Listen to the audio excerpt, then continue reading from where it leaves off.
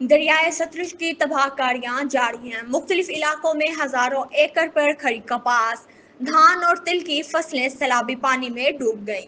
اس صورتحال نے کسانوں کو شدید پریشانی میں مبتلا کر دیا۔ مزید جانتے ہیں ہمارے نمائندے نادر آباد سے۔ جی نادر، بتائیے گا۔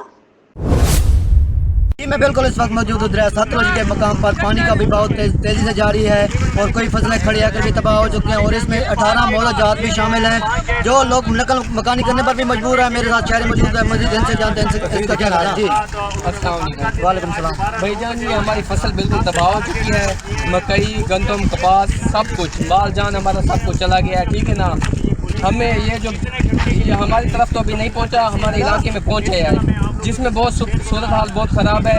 ہمیں ایک حکومت بالکل گندم کا ریٹ نہیں دے رہی ہے، کپاس کا ریٹ دے رہی ہے، اوپر سے ہمارا نقصان ہو چکا ہے۔ دیکھیں آگے آپ کے سامنے صورتحال ہے، تو میں حکومت سے اپیل کرنا چاہتا ہوں، یہ جو بھی شہری ہیں جن کو تباہ برباد ہو گیا ان کی تھوڑی ہیلپ کریں، ان کے گھر راشن پہنچائے، تو اس لیے میں اپیل کرتا ہوں۔ تو جزاک اللہ جی۔ میں جھانگڑی والی پل دے کل میں پاسو میرے گھر رہے اور گھر پانی کے بڑھیا کھڑے، میں غریب ہوں، مستحق ہوں، میری امداد کی ہوئی ہے۔ اور اس شہری کا کہنا ہے کہ اعلیٰ قوم سے اپیل ہے کہ ہماری امداد کی جائے۔ جی بہت شکریہ نادر، آپ نے تفصیلات سے آگاہ کیا۔